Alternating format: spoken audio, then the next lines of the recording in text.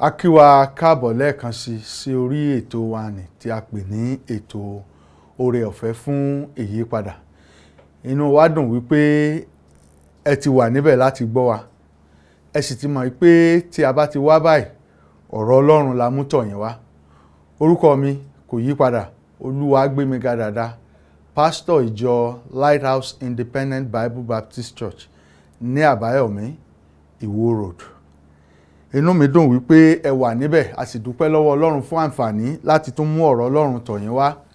Ní àkọ́kọ́, ẹ jẹ́ kí a gbàdúrà kí a tó máa lọ sínú ọ̀rọ̀ Ọlọ́run. Olúwa Ọlọ́run Elédùmarè, a dúpẹ́ lọ́wọ́ yín fún àǹfààní tẹ́ fún wa. A dúpẹ́ fún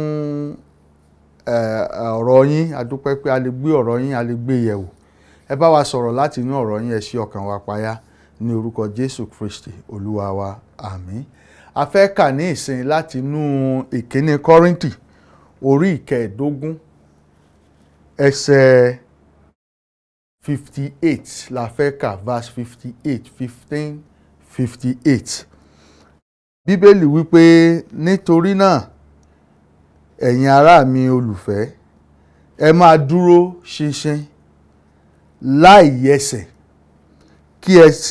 kí ẹ máa pọ̀ sí i ní iṣẹ́ Olúwa nígbà gbogbo, níwọ̀n bí ẹ̀yin ti mọ̀ pé iṣẹ́ yín kìí ṣe asán nínú Olúwa. Bíbélì ní ká dúró ṣinṣin, Bíbélì ní ká má yẹsẹ̀, Bíbélì fi yé wa wípé iṣẹ́ wa ò kì í ṣe asán. Mo fẹ́ bá wa sọ̀rọ̀ lónìí lórí àkọlé tí mo pè ní ìrètí tàbí ohun tí a pè ní àfojúsùn. Ìrètí tàbí ohun tí a pè ní àfojúsùn. Ìrètí tàbí àfojúsùn kò kí ń ṣe ohun tí ó burú rárá. Gbogbo ẹ̀dá ló gbọ́dọ̀ ní àfojúsùn nǹkan tí wọ́n fẹ́ ṣe. Ìgbé ayé tá a wà yìí gan lórí àfojúsùn ni. Èèyàn ò lè wáyé kó má ní ohun kan tó fojúsùn pé òun fẹ́ jẹ́. Èèyàn ò lè ṣiṣẹ́ kó má ní ohun kan tó fojúsùn wípé òun fẹ́ kó jẹ́ àbáyọ. Gẹ́gẹ́ bí àpẹẹrẹ, tá a bá níṣẹ́, tá a gbaṣẹ́ níbìkan, ọ̀gá tó gbà wá sílé iṣẹ́ a máa ní àfojúsùn tàbí ìrètí kan látọ̀dọ̀ wa.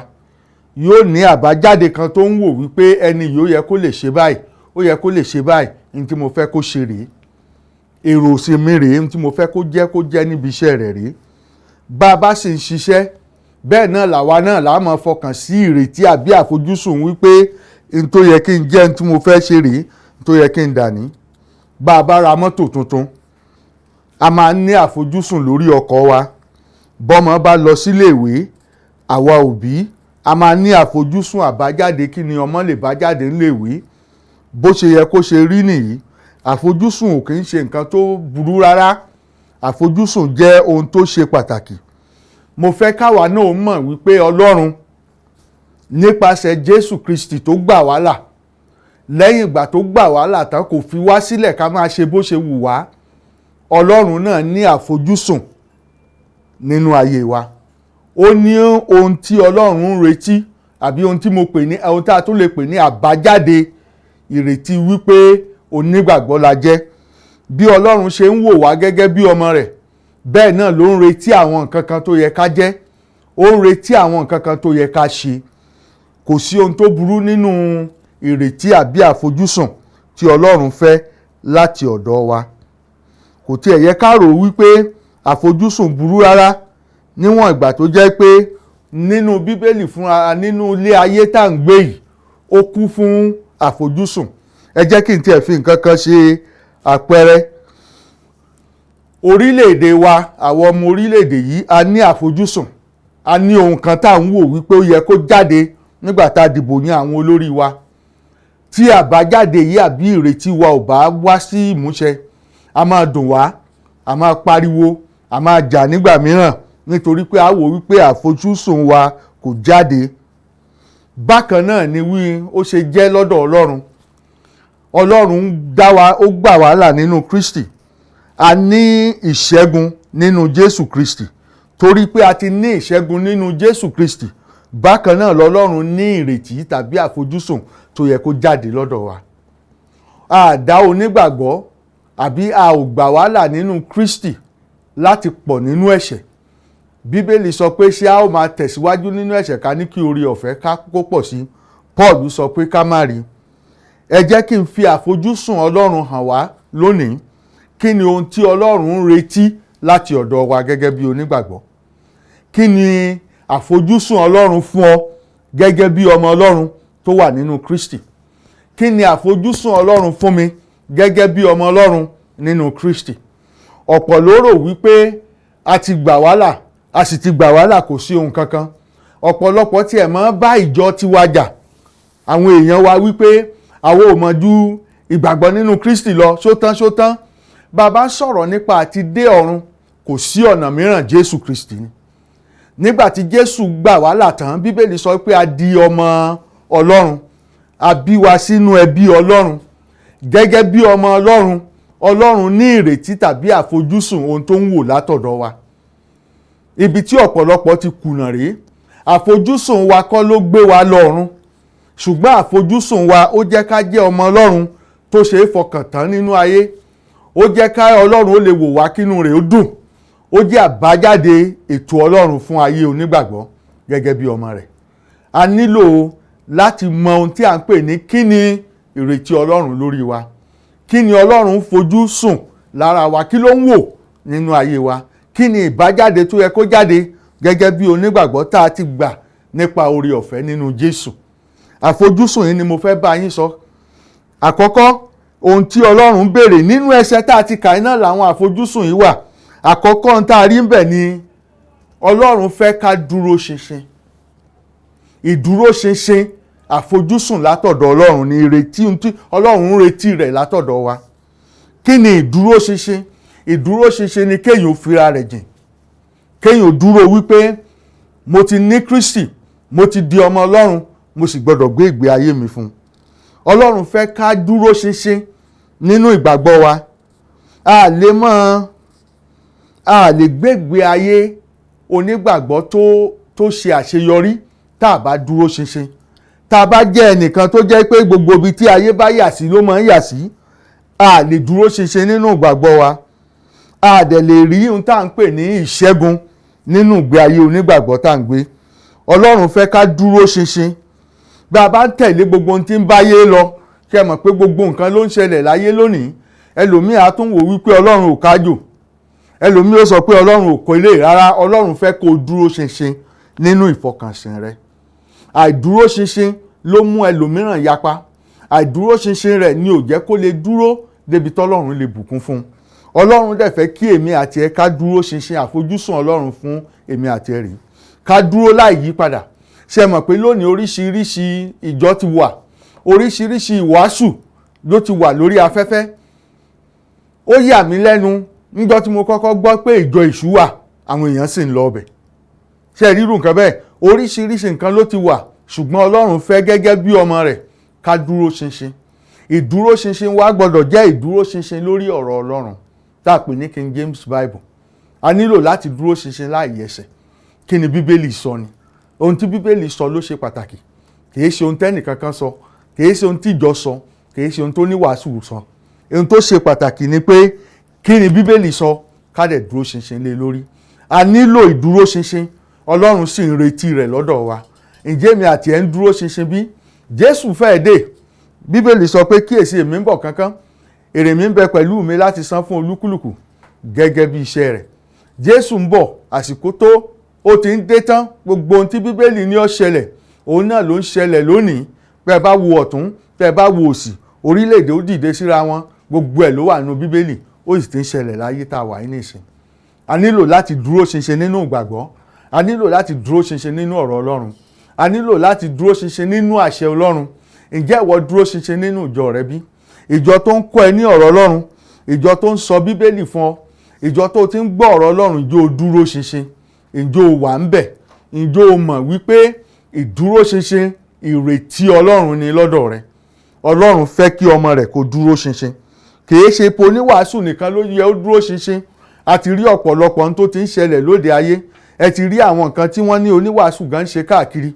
Ẹlòmíràn yóò rí nǹkan mọ́lẹ̀ nínú ìjọ rẹ̀. Ìjọ gan làwọn èèyàn ó fẹ́ pọ̀ sí jù. Ǹjẹ́ wọ́n gba Bíbélì gbọ́? ǹjẹ́ o dúró lórí ọ̀rọ̀ Ọlọ́run? Ọ̀rọ̀ Ọlọ́run ṣe pàtàkì. Ọlọ́run fẹ́ látọ̀dọ̀ wa ká dúró ṣinṣin nínú ìgbàgbọ́, nínú ìgbà òun gan gbọ́, nínú ìlérí tó ti ṣe nínú ọ̀rọ̀ rẹ̀. Ó yẹ ká dúró ṣinṣin nínú rẹ̀. Jẹ́ n sọ ohun ẹ̀kejì tí Ọlọ́run tó ń retí látọ̀dọ̀ wa. Ọlọ́run ń retí ká mọ́ àìyẹsẹ̀ wa. Kí láìyẹsẹ̀? Ó ṣe pàtàkì púpọ̀. Àìyẹsẹ̀ ó fẹ́ dàbí ìdúró ṣinṣin ni, ṣùgbọ́n àìyẹsẹ̀ dàbí pé kí èèyàn má padà lórí nǹkan tó bá ń ṣe. In fact, bí n tí Bíbélì fi yé wa ní pé àìyẹsẹ̀ dàbí ìgbà tí o dúró lórí ipò kan, ipò náà ni. Àwa ò lè yẹsẹ̀ nítorí pé Bíbélì sọ fún wa wípé ọ̀nà kan láti dé ọ̀run ni Jésù Kristi. Jésù ní èmi ni ọ̀nà, òtítọ́ àti ìyè. Kò sí ẹnikẹ́ni tó lè wá sọ́dọ̀ bàbá bí kò ṣe nípasẹ̀ mi. Ǹjẹ́ ìwọ wa ti yẹsẹ̀ lórí rẹ̀? Ǹjẹ́ ìwọ wa ti yẹsẹ̀ lórí rẹ̀? Ẹ̀kọ́ tí Bíbélì fi kọ́ wa ní pé òun ó rán olùtùnú kan sí wa tí ó máa gbénú wa. Ìyẹn là ń pè lẹ́mìí mímọ́. Ọ̀pọ̀lọpọ̀ ìjọ lónìí wọ́n ti tú ẹ̀mí mímọ́ sí nǹkan mìíràn. Wọ́n á ní kó o wá sí ṣọ́ọ̀ṣì. Ẹnìkan tẹ̀ ń bá mi sọ̀rọ̀ láìpẹ́ ìgan tó ń sọ fún mi pé ṣé mo mọ̀ pé àwọn ìjọ kan wà tó jẹ́ pé ìjọ oníhòhò ni wọ́n ní tán bá ń gbàdúrà ìhòhò ni wọ́n máa wà. Níbo nìyẹn wà nínú ọ̀rọ̀ Ọlọ́run? Ǹjẹ́ ìwọ wa ti yẹsẹ̀ lórí ohun tó dúró lé lórí? Ǹjẹ́ ìwọ wa ti yẹsẹ̀ lórí ọ̀rọ̀ Ọlọ́run? Ǹjẹ́ ìwọ wa ti yẹsẹ̀ nínú ohun tí Ọlọ́run sọ fún wa nínú ọ̀rọ̀ Ọlọ́run? Gẹ́gẹ́ bí Ọlọ́run ṣe fẹ́ ló ṣe sọ fún wa wípé kí a má yẹsẹ̀ lórí ohun tó wà nínú ọ̀rọ̀ Ọlọ́run. Ohun tí Ọlọ́run retí lọ́dọ̀ èmi àti ẹni, àìyẹsẹ̀, dídúró ṣinṣin. Ká má kúrò, ká dúró ká sìn. Òde òní a ti rí oríṣiríṣi àwọn nǹkan tó ń ṣẹlẹ̀. Àwọn èèyàn ti ń sá. Àwọn èèyàn ẹnìkan tẹ̀ wíńjọ́ kan ó ní ọ̀rọ̀ àwọn oníwàásù ti sùn. Òun ò fẹ́ donígbàgbọ́ mọ́. Ṣé oníwàásù lẹ́ à ń wá lọ ọ̀dọ̀ ni àbọ̀lọ́run? Ẹ jẹ́ ká mọ ohun tá a gbàgbọ́. Ẹ jẹ́ ká dúró lórí ohun tí a gbàgbọ́. Èyí là ń pè ní àìyẹsẹ̀. Kéèyàn dúró lórí ipò tí Bíbélì wí ká dúró lé lórí, ká dẹ̀ dúró lórí ibẹ̀ láì kúrò lójú kan. Ká má ṣiyèméjì, ká má jẹ́ kí omi ayé yìí kó máa gbá wa sọ́tún, kó máa gbá wa sósì, ká má lè bá wa níbì kan. Ẹlòmíì àgbèrè jọ ni. Mo ṣe máa ń sọ ládùúgbò mi. Màmá fa àwọn kan ṣe yẹ̀yẹ́, máa sọ fún ọmọ ní ẹ̀yìn agbèrèjọ́ lẹ́ máa ń ṣe. Ẹ sá lọ bí ẹ sá lọ ọ̀hún, ẹ sá lọ bí ẹ sá lọ ọ̀hún, ẹ sá lọ bí ẹ sá lọ. Ẹ wá tún ti gbọ́ pé kíní kan ṣẹlẹ̀ níbì kan, ibẹ̀ náà ni gbogbo èèyàn ń lọ. Ẹ dúró ṣinṣin ní tá à ń pè nìyẹn. Ẹ má yẹsẹ̀. Ó túmọ̀ sí pé orí ipò tẹ́ wà lórí ọ̀rọ̀ Ọlọ́run, orí ipò tẹ́ wà lórí ìlérí Ọlọ́run, ẹ dúró lórí rẹ̀. Ẹ má ṣe yí padà. Ẹ jẹ́ n fún yín ní ohun kẹta tí Ọlọ́run ń retí lọ́dọ̀ wa. Òun ni a pè sí kí èèyàn ó máa pọ̀ sí. Kí èèyàn ó máa pọ̀ sí. Ọlọ́run fẹ́ ká ṣiṣẹ́ ká pọ̀ sí nínú ìrìn àjò Kìrìsìtẹ́nì wa. A gbọ́dọ̀ jẹ́ pé mo ti dẹni ìgbàlà, ojú kan náà ni èmi nìkan náà ni. Èèyàn mélòó ni ìwọ ti rí tó ti sọ pé Jésù fẹ́ràn rẹ̀? Èèyàn mélòó ni ìwọ ti rí tó ti sọ pé Jésù ń gbani là lẹ́yìn ìgbà tí wọ́n rí gbàlà tán? Kí ni ìwọ? Ǹjẹ́ ìwọ tiẹ̀ ní kíní? Ǹjẹ́ ìwọ tiẹ̀ pọ̀ sí? Ǹjẹ́ ìwọ gbòòrò sí? O ò lè dúró gẹ́gẹ́ bí onígbàgbọ́ láì gbòòrò sí. Ìgbé ayé onígbàgbọ́ ò lè buyì kún ni tá a bá gbòòrò sí. Bíbélì sọ pé ẹ pọ̀ sí. Ẹ jẹ́ ká pọ̀ sí ni Bíbélì sọ. Jésù fẹ́ ká pọ̀ sí. Ìrètí rẹ̀ lọ́dọ̀ wa àkọ́kọ́ òun ni wípé ká dúró ṣinṣin. Ìrètí rẹ̀ lọ́dọ̀ wa ìkejì ni pé ẹ má ṣe yẹsẹ̀. Gbogbo ohunkóhun tó jẹ mọ́ ìlérí ẹ dúró lórí rẹ̀. Ohun ẹ̀kẹta ni wípé Bíbélì sọ fún wa wípé ẹ máa ṣe kíni? Ẹ máa pọ̀ sí. Ẹ máa pọ̀ sí. Ẹ jẹ́ kí a jẹ́ ọmọ Ọlọ́run tó ń dàgbà nínú ẹ̀mí. Ẹ jẹ́ ká jẹ́ ọmọ Ọlọ́run tó ń dàgbà nínú ọ̀rọ̀ Ọlọ́run. Látijọ́ tó o ti ní Kristi lólùgbàlà rẹ, látijọ́ tó o ti pera rẹ lọ́mọ Ọlọ́run, ǹjẹ́ wọ́n ń pọ̀ sí nínú ọ̀rọ̀ Ọlọ́run? Ǹjẹ́ wọ́n ń kọ́ nípa ọ̀rọ̀ Bíbélì? Àbí ojú kan tó wà iná ló wà? Ẹlòmíì ó sọ fún wa wípé mo ti gba Jésù, ọ̀nà yìí ti jìn, ṣùgbọ́n a rí pé wọ́n pọ̀ sí. Wọn ò dàgbà sí nínú ẹ̀mí. A ò rí nǹkan kan nínú ìgbé ayé wọn tó farajọ ti Jésù Kristi. Bíbélì jẹ́ Ọlọ́run ní òṣùwọ̀n fún wa. Ó ní àfojúsùn fún wa. Àfojúsùn rẹ̀ náà ni pé kí a máa pọ̀ sí. Ẹ jẹ́ ká máa pọ̀ sí nínú ìgbàgbọ́ wa. Ẹ jẹ́ ká máa pọ̀ sí nínú àdúrà wa. Ẹ jẹ́ ká máa pọ̀ sí nínú ìbálòpọ̀ wa nínú ilé. Báwo ni ìwọ ṣe fẹ́ràn ìyàwó rẹ sí? Bó lọkọ ṣe fẹ́ràn, bó ni ìyàwó ṣe fẹ́ràn ọkọ sí? Pípọ̀ sí túmọ̀ sí wípé à ń gbára wa láàyè a dàgbà nínú ẹ̀mí. Kí ni ìwúlò ọmọ tá a bá bí lẹ́yìn ọdún 5 sí 6 tí ò tí ì lè pe bàbá? Bí ọmọ bá wà bẹ́ẹ̀, a sọ pé nǹkan kan ti mú, àìsàn kan ti ṣe, nǹkan kan ti ń dà láàmú. Ṣùgbọ́n ẹlòmíì bó ṣe wà náà ni bó ṣe wà ló ṣe wà. Mo rántí ìgbà tí mo ní Kristi, kí n tó ní Kristi màá máa sọ pé láláì bọ́ọ̀lù lèmi àti Jésù gan ó jọ gbá. Ṣùgbọ́n ìgbà tí mo ní Kristi ìyàtọ̀ wà, mo ní láti pọ̀ sí i. Bíbélì sọ fún wa pé ohun tí Ọlọ́run fẹ́ lọ́dọ̀ wa, ìrètí Ọlọ́run sí wa ni pé ká máa pọ̀ sí i. Kí ni nǹkan tí Ọlọ́run tún ń retí lọ́dọ̀ wa tó parí? Ọlọ́run ń retí iṣẹ́ wa. Ẹ̀mélòó ni ìwọ ti ṣiṣẹ́ fọ́lọ́run? Ẹlòmíràn á tiẹ̀ sọ pé òun ò ráàyè. Àwọn kan wà tí mi ò fẹ́ràn jù nínú ìjọ, mo sì máa ń ṣọ́ wọn ni tí mo máa ń bá wọn sọ̀rọ̀. Ní tí mi ò fẹ́ràn jù ni pé kẹ́nìkan ó dénú ìjọ lẹ́yìn ìgbà tí àwọn kan ti wà ń bẹ̀, tí wọ́n ti ṣiṣẹ́, tí wọ́n ti nu àga, tí wọ́n ti ṣe gbogbo nǹkan kétò lè bá tò lọ́jọ́ ìsinmi, kẹ́nìkan wá wọlé kó wá dé, kó wá máa fọwọ́ nu àga wò bóyá ó dọ̀tí àbí ó dọ̀tí. Mo máa ń bi wọ́n léèrè ní ta ni wọ́n rò pé ó yẹ kó nu àga fún ọ? Èmi ò lè ṣe yẹn, àwọn kan ni wọ́n ń ṣe. Kí ni wọ́n ń ṣe fọ́lọ́run? Orin kan wà tá máa ń kọ níjọ́un, wọ́n á ní kí ni iṣẹ́ rẹ f'Olúwa? A ní òdáwó olóòdá, alóòkọrin olóòkọ, ìwà ni iṣẹ́ rẹ f'Olúwa. Bàbá ń sọ̀rọ̀ nípa fífi ìdámẹ́wàá sílẹ̀, ṣé wọ́n náà ń fi sílẹ̀ sí nínú ìjọ? Àbí ìjà ló máa ń jà ní gbogbo ìgbà pé kílẹ̀ fi ìdámẹ́wàá wa ṣe? Kò sí ní tó kàn nípa wọ́n ń fi ìdámẹ́wàá ṣe. Bíbélì sọ fún wa, ó pa láṣẹ wípé kán filẹ̀ sínú ilé Ọlọ́run ni. Ara iṣẹ́ tó fi ń sin Ọlọ́run ni. Ara ọ̀nà tí wọ́n náà fi ń ran ìjọ lọ́wọ́ kí ìhìnrere lè tẹ̀síwájú ni.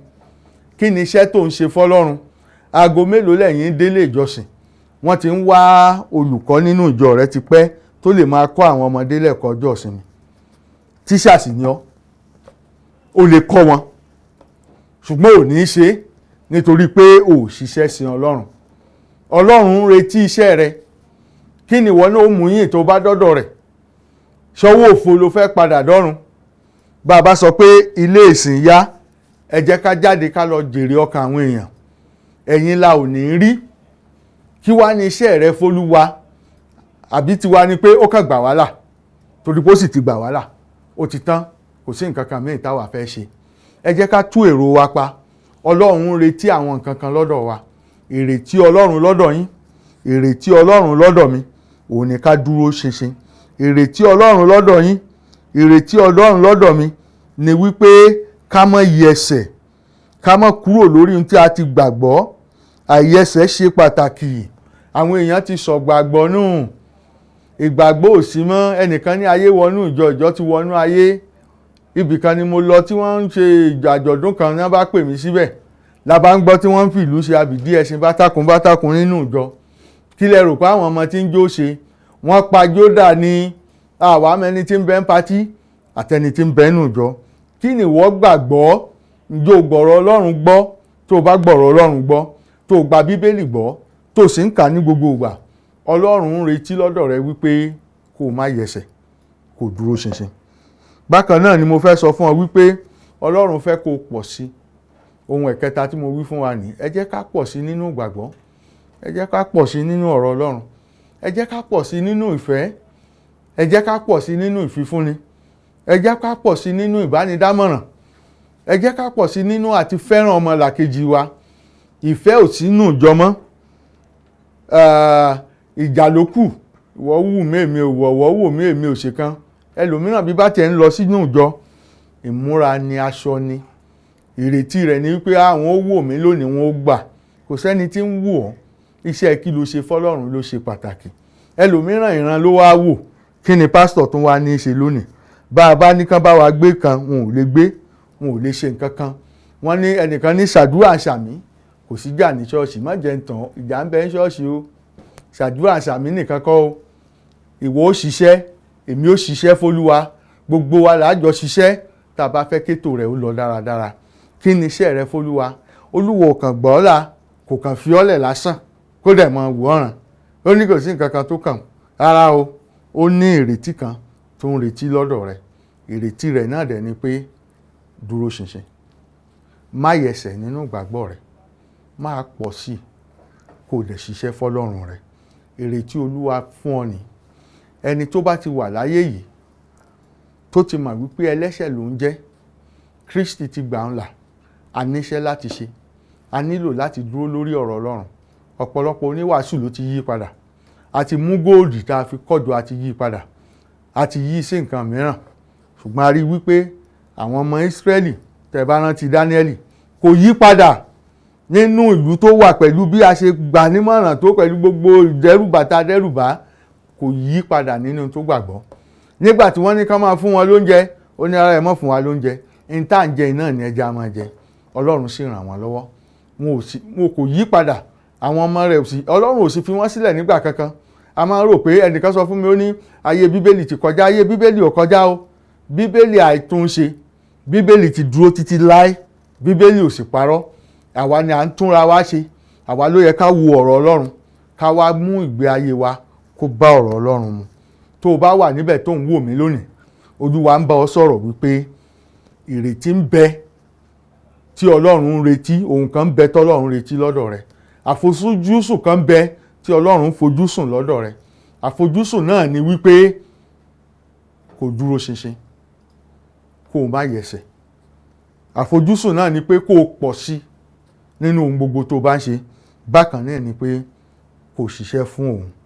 Gẹ́gẹ́ bí mo ṣe sọ fún wa tẹ́lẹ̀, orúkọ mi ni Olúwagbémiga Dàda, ìjọ Lighthouse Independent Bible Baptist Church tí ń bẹ ní Ìwó Road, Àbáyọ̀mí.